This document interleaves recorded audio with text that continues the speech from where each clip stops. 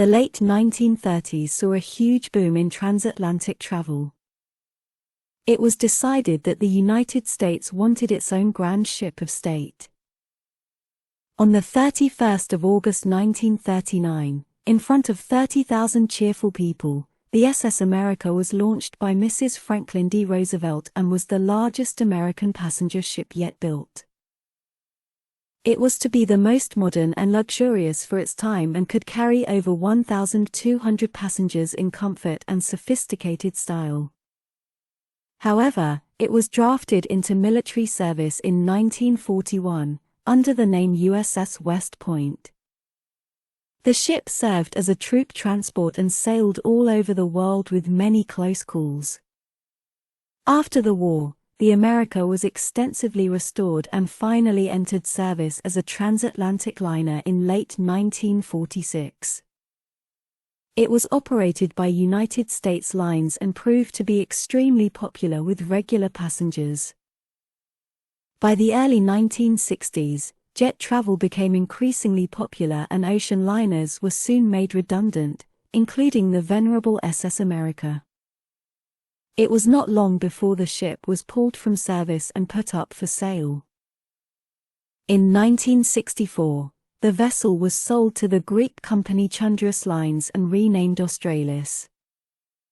It was saved from being scrapped. The Australis was used as a migrant and tourist vessel that went to Australia and New Zealand.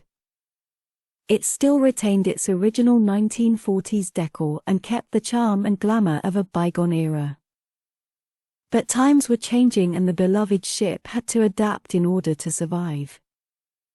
In 1978, the old liner was sold to Venture Cruise Lines, who wanted to bring back the nostalgia for ocean travel and provide cheap cruises out of New York. It was renamed America once again. However, the first voyage was a disaster, as that it was badly rushed into service and passengers complained about the horrible conditions on board.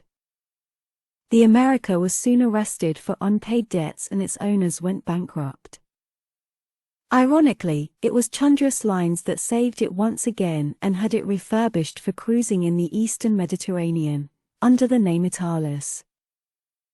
But this also didn't last long, as that it was simply from a different time and its age became problematic. The worn-out vessel was eventually retired and laid up to await its ultimate fate. It was renamed Noga in 1980 and then Alphados just 4 years later.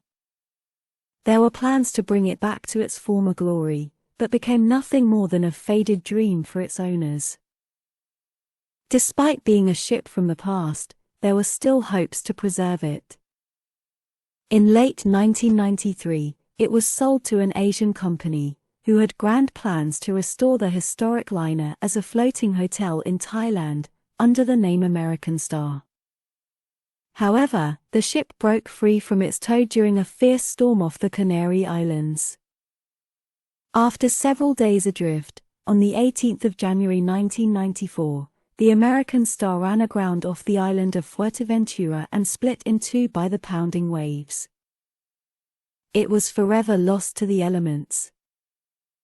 Items from the wrecked ship were later salvaged by the locals and can still be found on the island to this day.